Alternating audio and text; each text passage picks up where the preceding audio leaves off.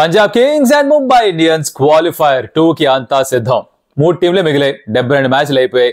Last 2 games ఉన్నాయి. ఇదో semi-final అనుకోండి నేను సెమీఫైనలే చెప్పడానికి క్వాలిఫైర్ 2 కానీ సెమీఫైనలే. గెలిచిన వాళ్ళు ఫైనల్ ఆడతారు. ఆర్సీబీతో ఓడిపోయిన వాళ్ళు ఇంతసేపు ఆడి ఇన్ని మ్యాచ్లు ఆడి 2 నెలల పాటు కష్టపడి ఇంటికి వెళ్ళిపోవాలి. అయితే ఎవరికి అడ్వాంటేజ్ ఉండొచ్చు, ప్లేయింగ్ 11 కాంబినేషన్ ఎలా ఉండొచ్చు, ఏ ప్లేయర్లు వెనక్కి వస్తున్నారు, ఎవరు అవైలబుల్ గా లేకపోవచ్చు, ఎవరి ఫామ్ బాగుంది ఎవరిది బాగాలేదు, ఇది మాడుకుంటే పని అయిపోతుంది కదా. మనకి ఎందుకు ఆలస్యం, let's get started. Welcome to stump tales. నా పేరు Kaushik. And first things first, ఇప్పటిదాకా ఎప్పుడు కూడా మా ఈ స్టంప్ టేల్స్ చూసుండకపోయి ఉంటే వారు చూసిన ఇప్పటిదాకా ఎప్పుడు సబ్స్క్రైబ్ చేసుకోకపోయి ఉంటే consider doing that throughout the IPL. I think ఒకే ఒక్క రోజు అనుకుంటే వీడియో పెట్టలేదు, మిగతా ప్రతిరోజు వీడియో పెట్టాం. We tried our best to cover the entire IPL for you. So మా టీం చేసిన ఎఫర్ట్, ఈ వీడియోస్ నచ్చితే కనుక consider doing that will give us a big boost. ఒక చిన్న లైక్ కూడా చాలా హెల్ప్ అవుతుంది మాకు. And yes, very interesting game coming up. ఎందుకంటే Punjab Kings and Mumbai Indians ఆడబోతున్నారు. చాలా కాంట్రాస్టింగ్ మెథడ్స్ లో వాళ్ళు వచ్చారు ఈ ప్లే ఆఫ్స్ కి. పంజాబ్ కింగ్స్ డామినేట్ చేశారు through out the league phase. They one of the best sides in the league. Obviously top లో ఫినిష్ అయ్యారు. అందుకనే ఇక్కడ రెండో అవకాశం కూడా ఉంది వాళ్ళకి ఫైనల్ లోకి వెళ్ళడానికి. ఫస్ట్ క్వాలిఫైర్ చిత్తును ఓడిపారు. ఫ్యాక్ట్ ఇస్ అ ఫ్యాక్ట్ కదా. ఆర్సీబీ డామినేషన్ తోటి పంజాబ్ కింగ్స్ కొంచెం అవమానం అనని కానీ కాస్త రియాలిటీ చెక్ అయితే లభించుంటుంది వాళ్ళకి. ఈ క్వాలిఫైర్ 2 కి బెటర్ గా ప్రిపేర్ అయి ఉంటారు. మేబీ ముల్లన్పూర్ లో పిచ్ కంటే కూడా అహ్మదాబాద్ లో పిచ్ వాళ్ళ టీం కి, వాళ్ళు ఆడే బ్యాటింగ్ స్టైల్ కి ఎక్కువ సూట్ అవుతుందేమో అని చెప్పేసి ఒక ఫీలింగ్ అనమాట. నౌ పంజాబ్ కింగ్స్ ఇందాక అన్నట్టుగా వాళ్ళ దారి వేరే, ముంబై ఇండియన్స్ ప్లే ఆఫ్స్ కి వాళ్ళ దారి వేరే. ముంబై ఇండియన్స్ కష్టపడి వచ్చారు. అంటే కష్టపడి అంటే వాళ్ళే కష్టం చేసుకున్నారు, అది చెప్పొచ్చేది. కష్టపడి అంటే ఇక్కడ మిగతా వాళ్ళు కష్టపడలేదా అని ఇంటెలిజెంట్ పీపుల్ కమెంట్ చేస్తున్నారు. కష్టపడి వచ్చారంటే దారి కొంచెం కష్టంగా ఉంటుంది. బికాజ్ ఇనిషియల్ గా మ్యాచ్ ఓడిపోయారు కదా, స్వయంకృతాపరాధం. But they did the difficult thing. వరుసగా 6 మ్యాచ్లు గెలిచిన తర్వాత వాళ్ళు ప్లే ఆఫ్స్ దాకా క్వాలిఫై అయ్యారు. అండ్ ఇంట్రెస్టింగ్ గా ప్లే ఆఫ్స్ లో ఉన్న మిగతా 3 టీమ్స్ ని వీళ్ళు ఓడించలేదు లీగ్ ఫేజ్ లో. సో జీటీని ఎలిమినేటర్ లో ఓడించారు. నెక్స్ట్ వాళ్ళ తక్షణ కర్తవ్యం కుదిరితే పంజాబ్ కింగ్స్ ని ఓడించడం. అప్పుడు అవకాశం ఉంటుంది వాళ్ళకి ఫర్ టైటిల్ నెంబర్ 6. అండ్ చూద్దాం చేస్తారో లేదో.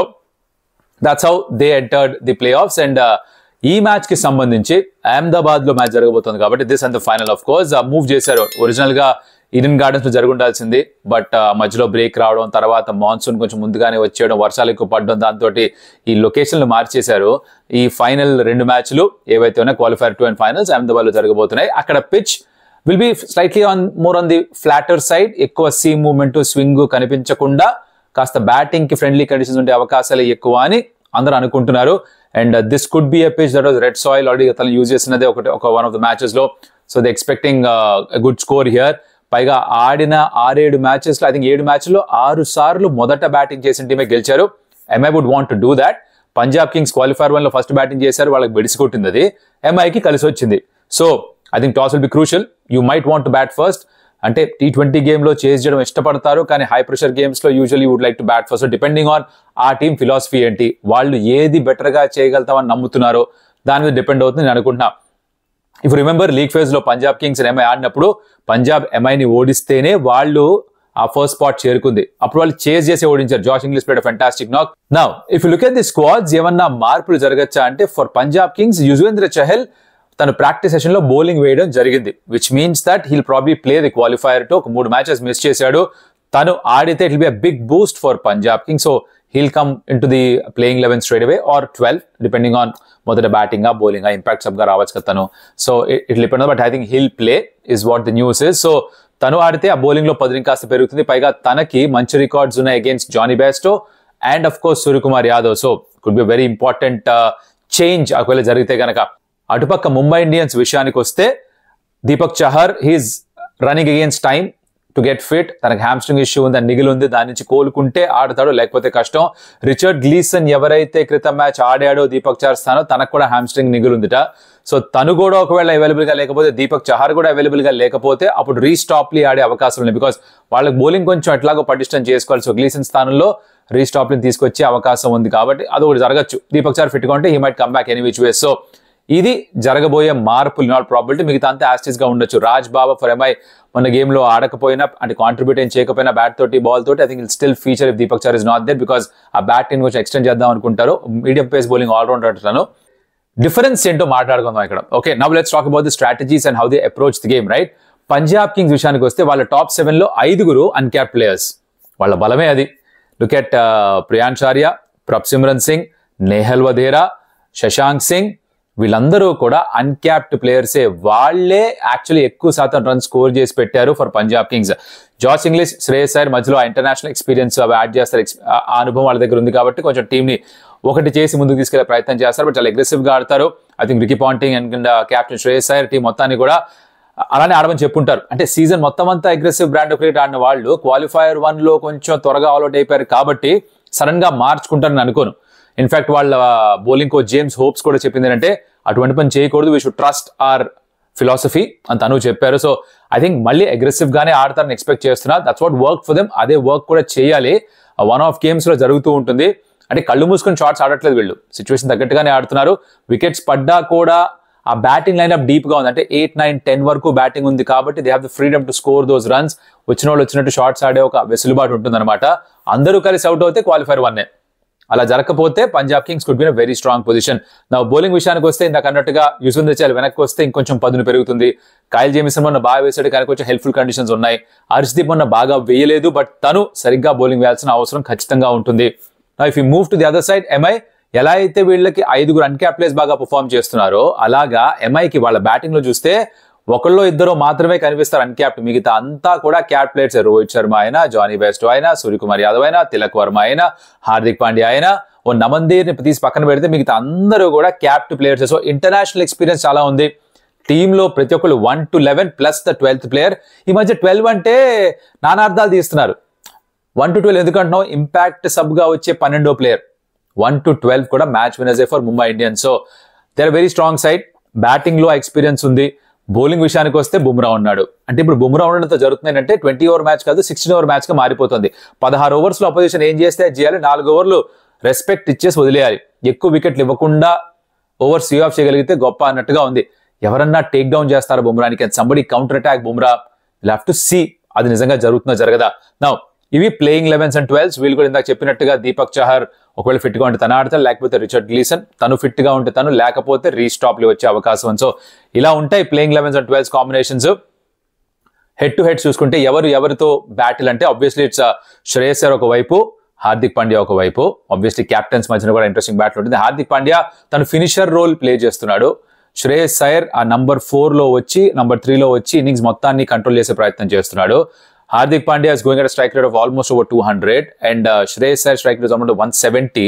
ఎక్కువ రన్ స్కోర్ చేస్తున్నాడు, ఎక్కువ 6లు స్కోర్ చేస్తున్నాడు. అలాగే హార్దిక్ పాండ్యా కూడా 6 స్కోర్ చేస్తున్నాడు. So I think the captains have a very good responsibility, important role to play ఈ మ్యాచ్ లో. అలాగే ఫాస్ట్ బౌలర్స్ ని కంపేర్ చేస్తే Harshdeep Singh for Punjab Kings, Jasprit Bumrah for Mumbai Indians. Now I know Bumrah is a legend, is a GOAT, but Harshdeep కూడా T20 format లో బాగా perform చేసిన బౌలరే. India కూడా బోల్డ్ అని వికెట్స్ తీసుకుని ఉన్నాడు.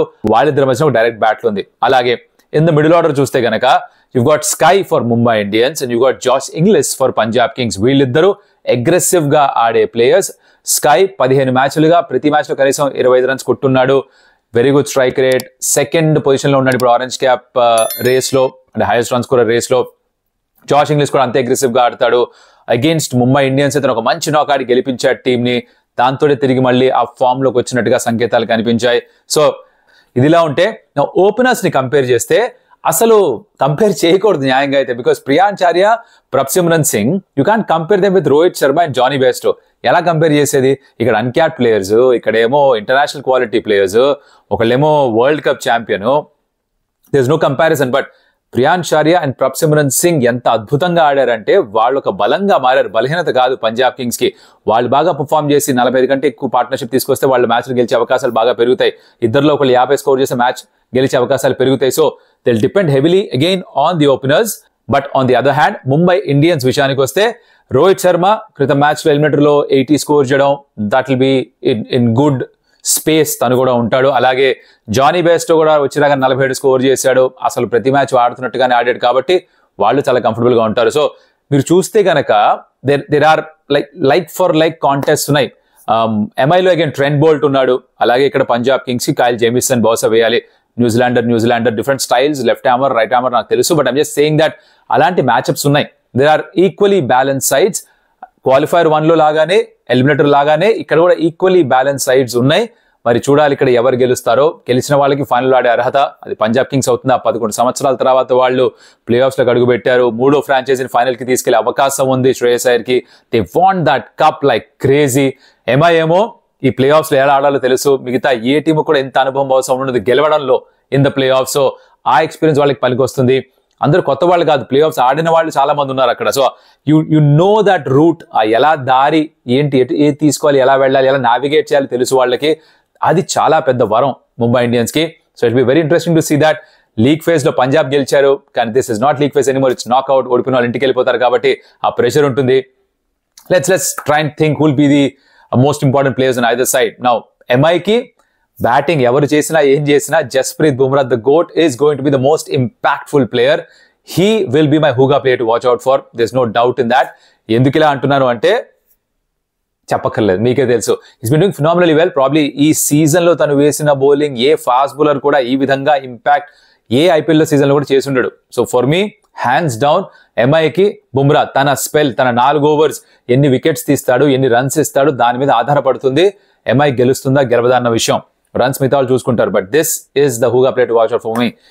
మరోవైపు ఫర్ పంజాబ్ కింగ్స్ వాళ్ళకి go-to play to watch out for ఎవరని కనుక ఆలోచిస్తే I'm going to look at not the openers, not Josh Inglis, but Shreyas Iyer. ఎందుకు అయ్యర్ అంటున్నారంటే this lad is got a point to prove. నా క్యాప్టెన్సీ చేస్తున్నాడు. లాస్ట్ సీజన్ లో final గెలిచిన తర్వాత కూడా కావాల్సిన రెస్పెక్ట్ రాలేదని చెప్పేసి టీం నుంచి బయటకు వచ్చేసాడు. ఇక్కడ మళ్ళీ క్యాప్టెన్సీ తనకి అందించారు, అద్భుతంగా లీడ్ చేశాడు సైడ్ ని. Is just 1 step away from the finals. he would want to make it count. So ఇంతవరకు ఆడింది ఒకటి, ఇక్కడ he would like to take on somebody like a Jasprit Bumrah, or he would like to take on somebody like a Trent Bolt and score some runs. క్రితం match లో yes Josh hazel వేసినప్పుడు నా ఇద్దరుగా నా ఉదరకా shot అంటాం, ఏదో shot ఆడాడు, pull slash flick లాంటిది ఏదో షాట్ ఆడాడు, అవుట్ అయిపోయాడు. అలా కాకుండా I think he'll calm himself down, better approach తీసుకొస్తాడు. Gave a very good statement match అయిపోయిన తర్వాత. we've lost the battle, not the war. the war is yet to be won. So ఆ war గెలవాలి అంటే గనక ఈ బ్యాటిల్, ఈ qualifier 2 గెలిచి తీరాలి.